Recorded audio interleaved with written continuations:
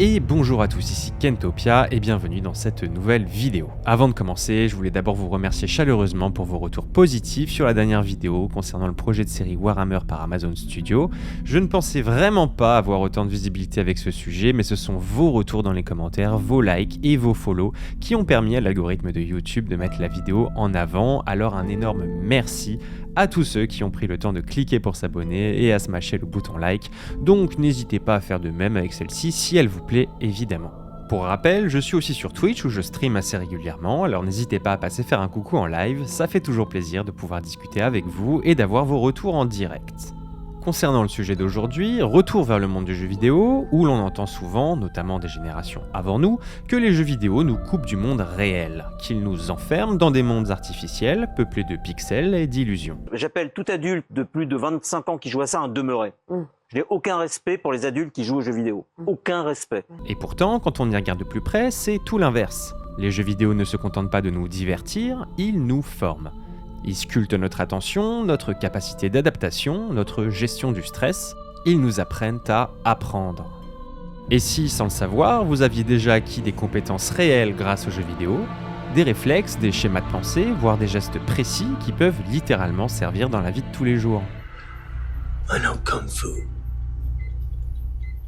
Show me.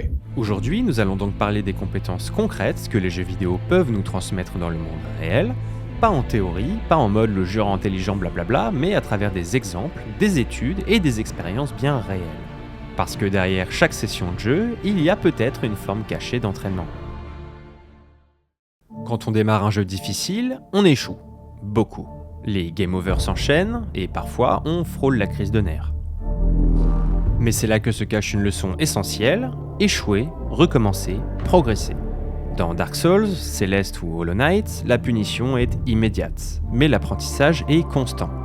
À chaque erreur, le joueur apprend à identifier son point faible, à corriger un réflexe, à améliorer son rythme, et cette boucle d'essai-erreur est une école de la persévérance pure. Dans la vie réelle, peu de contextes nous exposent à un apprentissage aussi clair. Dans les études, au travail, dans les relations, l'échec est souvent vécu comme un verdict définitif, le jeu, lui, le transforme en processus. Il nous apprend à développer ce que les psychologues appellent une mentalité de croissance, la conviction que nos compétences se développent à travers l'effort et la répétition. Et cette mentalité, selon plusieurs études menées par Carol Dweck et son équipe à Stanford, est directement corrélée à la réussite personnelle et professionnelle. Les joueurs qui intègrent cette logique d'apprentissage progressif ont souvent une meilleure tolérance à l'échec et un rapport plus sain à la difficulté. En clair, ils abandonnent moins vite. Je me souviens d'ailleurs avoir eu une conversation avec une amie où on parlait de la difficulté en général dans les différents domaines qui existent, et celle-ci me disait percevoir tout domaine complexe ou tout domaine dans lequel elle a eu une expérience d'échec ou qu'elle ne comprend pas comme étant un mur immense qui semble impossible à franchir. Et donc que ce domaine, cette question ou cette expérience ne valait pas la peine d'être approfondie de peur de l'échec. Alors que moi au contraire, qui joue beaucoup et qui ai toujours énormément joué dans ma vie, vois la complexité et la méconnaissance comme un nouveau défi à accomplir. Là où elle voit la difficulté comme une barrière infranchissable, je perçois cette même difficulté comme un défi stimulant. Je pense donc avoir été de nombreuses fois exposé à l'échec et à la difficulté dans le jeu vidéo, et de les avoir surmontés à chaque fois, me permet de mieux appréhender ces difficultés dans le monde réel, en me disant que je peux les surmonter grâce à l'apprentissage par exemple. Alors tout ça a ses limites, évidemment. Il y a des centaines de sujets bien trop complexes pour que le simple fait de les étudier ne me permette pas d'y effacer la difficulté ou l'échec, mais le fait d'y avoir été de nombreuses fois confronté m'a donné un mindset différent de quelqu'un qui n'a jamais eu cette habitude. Un autre effet intéressant dans le jeu vidéo, c'est leur capacité à entraîner l'attention sélective. Des chercheurs de l'université de Rochester ont montré que les joueurs réguliers de jeux d'action, par exemple, traitent les informations visuelles avec une rapidité et une précision supérieures à la moyenne. Leur cerveau filtre mieux le bruit visuel et repère plus efficacement les éléments importants d'une scène. Quand vous jouez à un FPS comme Call of Duty ou Overwatch par exemple, votre cerveau s'habitue à détecter des micro-mouvements, à évaluer la trajectoire d'un projectile, à estimer les distances en une fraction de seconde. Ce type d'attention dynamique n'a rien d'anodin, elle se transpose dans des domaines aussi concrets que la conduite automobile, la surveillance de systèmes complexes ou même la chirurgie. Des études menées par le NIH américain ont observé que les enfants qui jouent régulièrement à des jeux vidéo présentent une activité cérébrale accrue dans les zones liées au contrôle de l'attention et à la mémoire de travail. En d'autres termes, les jeux vidéo n'augmentent pas votre QI, ils optimisent votre capacité à voir, à décider et à agir vite.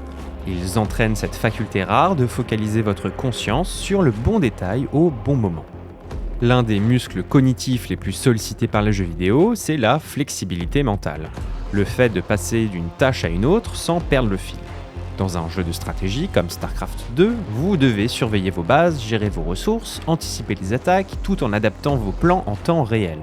C'est un balai cognitif permanent, en plus de devoir cliquer au bon endroit au bon moment afin de garder votre APM, ou action par minute, le plus haut possible sans faire d'erreur. Des chercheurs ont même montré que jouer à StarCraft améliorait la capacité à passer d'une règle mentale à une autre, un processus que la psychologie cognitive appelle le cognitive shifting. Dans la vie quotidienne, cette capacité est cruciale. Changer de stratégie en réunion, passer d'un problème logistique à un problème humain, ou jongler entre plusieurs responsabilités sans se noyer. Le jeu devient alors un terrain d'entraînement pour le cerveau multitâche, celui qui reste souple face au changement. Les joueurs réguliers développent une aptitude. Face à un imprévu, ils ne paniquent pas. Ils réévaluent la situation, testent une autre approche, recommencent. Ce réflexe d'adaptation rapide est l'un des piliers de la résilience moderne. Un article de synthèse, Defining the Cognitive Enhancing Properties of Video Games, recense les nombreux travaux qui lient les jeux vidéo à une meilleure acuité visio-spatiale, à une attention accrue et à un ralentissement potentiel du déclin cognitif chez les plus âgés. Et à l'inverse, dans le cadre d'une vaste étude réalisée sur près de 2000 enfants par ABCD Study, ceux qui déclaraient jouer plusieurs heures par jour ont obtenu de meilleurs scores aux tests de mémoire de travail et de contrôle des impulsions que ceux qui ne jouaient pas. L'imagerie fonctionnelle, l'IRM, a montré que chez ces enfants, certaines zones frontales du cerveau, impliquées dans des tâches cognitives exigeantes, montraient une activité accrue. Certains jeux ne demandent pas seulement de réagir vite, mais de penser à long terme. Les jeux de stratégie, de gestion, les RPG complexes ou les échecs obligent à anticiper plusieurs coups à l'avance. Dans Civilization, XCOM ou Total War, chaque choix a des conséquences différées. Vous planifiez votre expansion, gérez vos ressources, anticipez des ripostes de l'ennemi, c'est exactement le même type de raisonnement qu'un chef de projet, un entrepreneur ou un manager mobilise dans la réalité. Enfin, dans le cadre de la recherche X-Badges, les chercheurs ont utilisé des jeux comme Tetris pour le raisonnement spatial, Pac-Man pour l'adaptation stratégique ou Flappy Bird pour la persévérance, et ils ont pu démontrer qu'en plus de savoir ranger votre coffre de façon ultra optimale si vous avez l'habitude de jouer à Tetris, que les sujets montrent des gains mesurables après des sessions contrôlées, notamment dans la logique spatiale et la résistance au risque. Les études de la Harvard Business Review ont d'ailleurs montré que ces compétences de planification et de priorisation, stimulées par les jeux de stratégie, pouvaient améliorer la prise de décision dans le milieu professionnel. Les joueurs développent un instinct d'anticipation, ils apprennent à penser en scénario et à visualiser des conséquences avant même qu'elles ne se produisent. Cette capacité à projeter son esprit dans le futur, à simuler les options, est l'essence même de l'intelligence stratégique. Les jeux, nous forçant à le faire pour survivre ou gagner, entraînent cette fonction sans qu'on s'en rende compte. Contrairement à l'idée reçue du joueur isolé, les jeux en ligne ont créé des millions de micro-sociétés où la communication et la coopération sont vitales.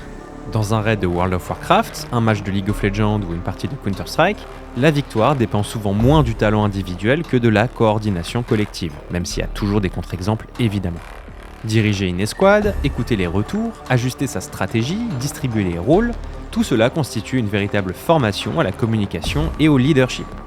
Les jeux en ligne sont devenus une sorte de simulateur social où chacun apprend à gérer les autres, à s'affirmer, à négocier, à reconnaître ses erreurs. Sauf pour mes mates sur LoL. Et les études le confirment, les joueurs réguliers qui participent à des jeux coopératifs développent une meilleure aptitude à la collaboration, à l'écoute et à la prise de décision en groupe.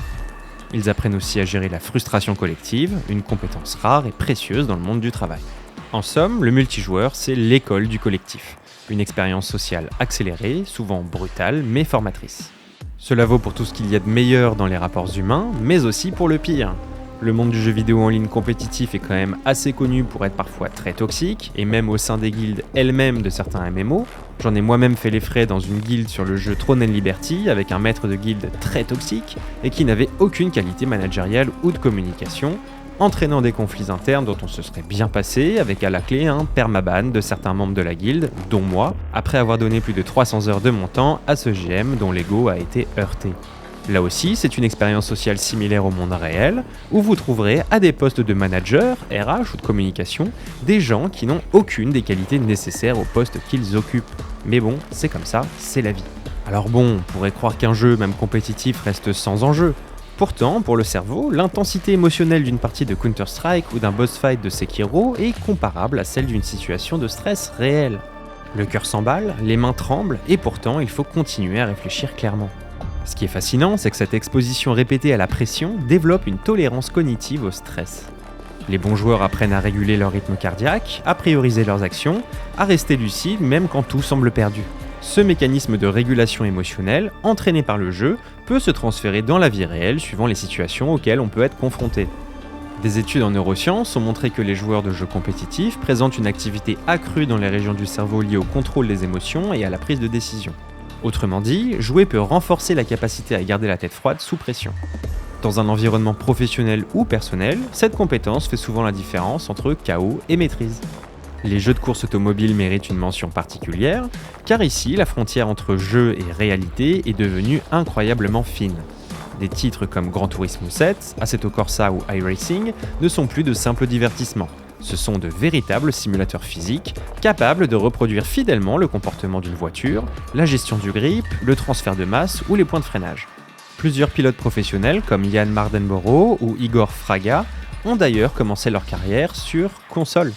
Le programme GT Academy de Nissan a transformé des joueurs de Gran Turismo en pilotes de course réels, compétitifs sur circuit. Et les chiffres sont impressionnants. Leur maîtrise des trajectoires, leur gestion de la vitesse et leur compréhension de la physique du véhicule se transposent presque parfaitement dans le monde réel. Jouer à un simulateur de course avec un volant à retour de force et des pédales réalistes, c'est littéralement s'entraîner à la coordination œil-main, à la perception de la vitesse, à la gestion du risque. Ces réflexes peuvent être utiles non seulement pour le pilotage sportif, mais aussi pour la conduite quotidienne, meilleure anticipation, distance de freinage plus juste, sens du timing accru. Et ça n'est pas une coïncidence si plusieurs écoles de pilotage utilisent désormais des simulateurs comme première étape d'apprentissage. Les jeux vidéo, dans ce cas, ne sont plus un loisir, mais un outil de formation sensorimotrice. Le cas de Microsoft Flight Simulator est encore plus frappant. Ce jeu, ou plutôt cette simulation, a atteint un niveau de réalisme tel qu'elle est utilisée par de vrais pilotes pour s'entraîner à des procédures complexes. Le cockpit est reproduit à l'identique suivant le modèle, et les instruments fonctionnent selon les mêmes lois physiques, et même les conditions météorologiques sont calculées à partir de données réelles. Flight Simulator développe une compréhension intuitive de la mécanique du vol, la portance, le roulis, la dérive, la gestion de la vitesse et de l'altitude. En situation réelle, ce savoir même approximatif peut faire la différence entre la panique et le sang-froid. Microsoft Flight Simulator sert aujourd'hui dans certaines écoles d'aviation comme simulateur d'accès rapide, familiarisation avec les cockpits, navigation, lecture des instruments. Il ne remplace évidemment pas la formation réelle, mais il abaisse la barrière cognitive et sensorielle avant l'approche en simulateur professionnel ou en vol réel. Du point de vue cognitif, ce genre de simulation exerce la mémoire spatiale, la compréhension tridimensionnelle, la rapidité d'ajustement des commandes et, surtout, la capacité à rester calme et lucide dans les scénarios les plus critiques. L'impact est d'autant plus puissant que ce transfert du jeu vers le réel est plus direct dans un simulateur où les gestes, les instruments et les décisions sont très proches de la réalité. C'est l'un des rares domaines où le virtuel se rapproche directement du réel et où, dans des cas extrêmes, ce savoir pourrait sauver une vie. Alors tous les jeux ne consistent pas à réagir ou à piloter, certains comme Minecraft, Tears of the Kingdom ou Portal sollicitent notre imagination et notre capacité à résoudre des problèmes de façon plus originale. Dans Portal par exemple, le joueur apprend à penser en 3 dimensions et à combiner les lois physiques de manière intuitive, à tester des hypothèses, alors que dans Minecraft il s'agit de planifier, de construire, d'expérimenter, un véritable laboratoire de pensée créative. Ces jeux favorisent ce que les psychologues appellent la pensée divergente, c'est-à-dire la capacité à générer plusieurs solutions possibles à un même problème. Des études menées par l'American Psychological Association ont d'ailleurs confirmé que les joueurs réguliers de jeux de construction ou d'énigmes présentent de meilleurs scores de créativité que les non-joueurs. Cette forme de pensée latérale, qui consiste à contourner les obstacles plutôt qu'à les briser de front, se retrouve dans de nombreux métiers, l'ingénierie, la recherche, le design, mais aussi la vie quotidienne, où chaque imprévu demande un peu d'inventivité. Jouer, c'est aussi observer sa propre progression. Quand on débute un jeu, on tâtonne, on échoue, puis sans s'en rendre compte, on devient compétent, et ce sentiment d'amélioration nourrit une auto-efficacité, une confiance intime dans le fait que l'on peut progresser. Le jeu vous apprend que le talent n'est pas inné, que la compétence se construit par la pratique, par la répétition, la curiosité, puis l'apprentissage. Cette dynamique forge un état d'esprit qui dépasse largement le cadre du jeu. Apprendre une langue, jouer un instrument, monter un projet, tout devient possible parce qu'on a expérimenté, manette en main, que la progression est une réalité. Apprendre à apprendre, c'est l'une des plus précieuses compétences que le jeu puisse offrir. Alors bien sûr, toutes ces compétences ne se transfèrent pas automatiquement. Jouer à Mario Kart ne fera pas de vous un pilote professionnel, pas plus que Civilization fera de vous un stratège militaire. Mais les jeux offrent un laboratoire mental, un terrain d'expérimentation sans risque, où l'on peut développer des réflexes, tester des stratégies, s'exposer à l'échec, puis recommencer. Un point essentiel est de reconnaître que tout n'est pas transférable, et que les effets dépendent de nombreux facteurs, le type de jeu, l'intensité, la durée, ainsi que les capacités initiales du joueur ou de la joueuse. Par exemple, l'étude Video Games and Board Games Effects of Playing Practice note que les effets cognitifs tirés des jeux vidéo sont spécifiques aux fonctions sollicitées, et que si l'on joue plus de 25 heures par semaine, certains effets peuvent s'estomper ou s'inverser. Une autre étude récente de 2025, From Gaming to Reality, teste précisément la transférabilité des compétences dites voisines et lointaines, c'est-à-dire celles proches du domaine du jeu contre celles très éloignées. Et elle conclut qu'on ne voit pas de différence significative avec le groupe contrôle pour certains transferts attendus. Autrement dit, le jeu développe bien des compétences dans son univers, mais leur extension à d'autres domaines n'est pas automatique. Une autre étude faite dans Action Video Gaming and Attention in Young Adults rappelle qu'il est nécessaire d'approfondir les mécanismes, car même si les résultats sont prometteurs, ils ne sont pas universels. Enfin, les chercheurs soulignent souvent un effet de sélection. Les personnes ayant déjà des capacités cognitives plus fortes peuvent être attirées par des jeux compétitifs, ce qui biaise certaines corrélations. Donc oui, les jeux peuvent contribuer à renforcer certaines fonctions mentales, mais cela dépend du contexte, de l'effort mental et du pont qu'on crée consciemment entre le monde virtuel et le monde réel. Et c'est précisément cette exposition répétée à la complexité, au stress, à la coordination, à la planification ou à la création qui affine notre cerveau. Jouer ne nous rend pas surhumains, mais plus réactifs, plus adaptables, plus conscients de nos processus mentaux. Quand on y pense, les jeux vidéo sont une métaphore du monde réel. Ils nous confrontent à l'incertitude, à la frustration, à la nécessité de comprendre des systèmes complexes. Ils nous forcent à apprendre vite, à collaborer, à décider. Qu'il s'agisse de planifier une bataille, d'anticiper une courbe à 200 km/h, de poser un avion en urgence ou simplement d'affronter un échec sans baisser les bras, les compétences qu'ils développent sont bien réelles. Alors la prochaine fois qu'on vous dira que les jeux vidéo ne servent à rien, souvenez-vous d'une chose, c'est peut-être eux qui, un jour, vous aideront à garder votre calme quand tout semble s'effondrer, parce qu'au fond, la vraie vie, c'est juste un jeu sans pause et avec une seule vie. Alors profitez et abonnez-vous. C'était Kentopia. Ciao ciao.